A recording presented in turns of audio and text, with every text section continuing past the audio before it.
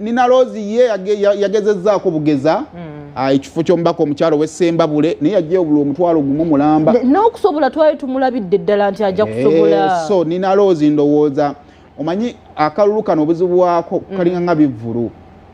otegeka ekivvulu mu kifo ne bagamba nti olaba ofunye abantu abo wakati mu wiiki kati ate singa ojja ku weekend kitegeeza ekisanja ekiddako kati Nina Rose gw'olaba oyo ali charged bamugamba laba wafunye omutwalo mu basajja b'NRM abo yongera mu bongezi maanyi so naye nga naye yazze teyasobodde kajjayo kakati lwekyo Magoola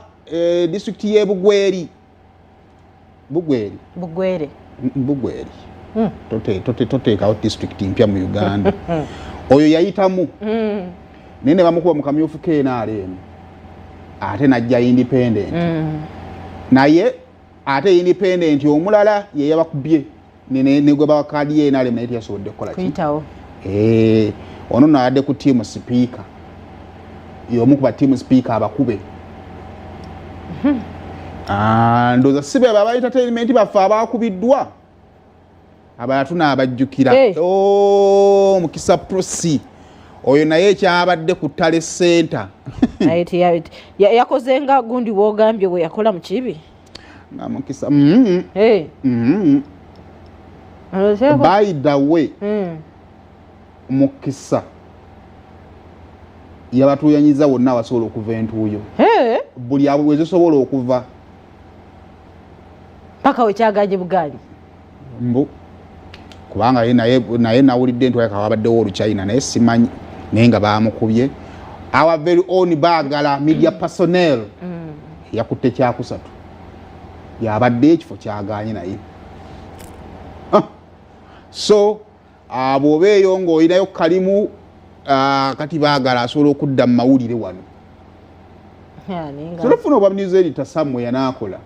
nga binakyabyagala kati Mukisa process simanya ayina emirimu gyolwedde kitambula firimu ayina kampuni ye Ankolutaaya music asobola okumutuwa tujja muwulira abayimbi gye bagenda ku looni yonna bakomewo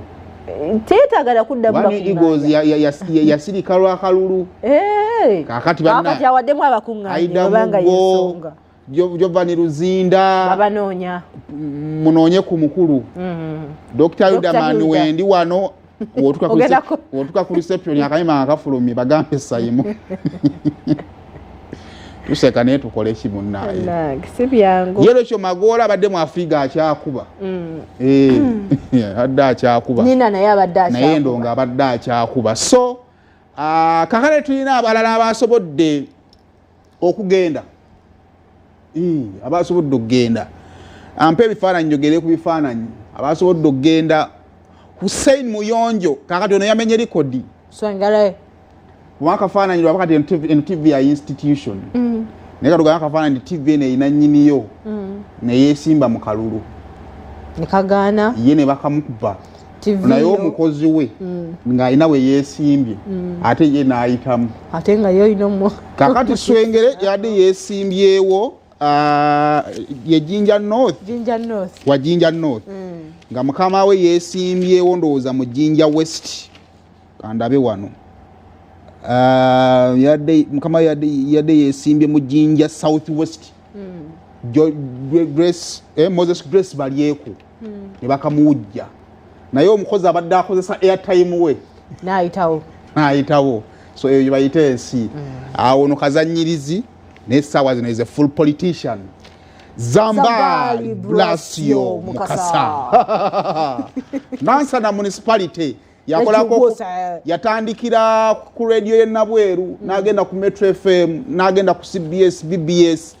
NBS kakati mbaka wa parliament we congratulate you brother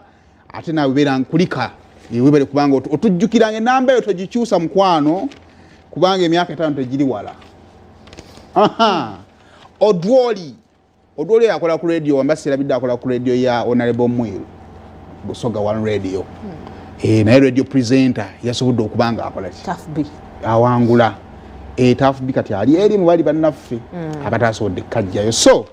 abo nno be bantu abenjawulo basobodde okubanga akalulu bakakola ki bakawuuta buva ennaku y'emiggo mu kalulu buli omu aginyumya buki bubwe. Our very own Kyeyune Ivan y'omu ku abo abasobodde okugenda ne bawangula akalulu. Tubalekera emboozi ng'anyumya omuggo. Nalabye ne gundi bamusabudde emiggo emizibu empasi.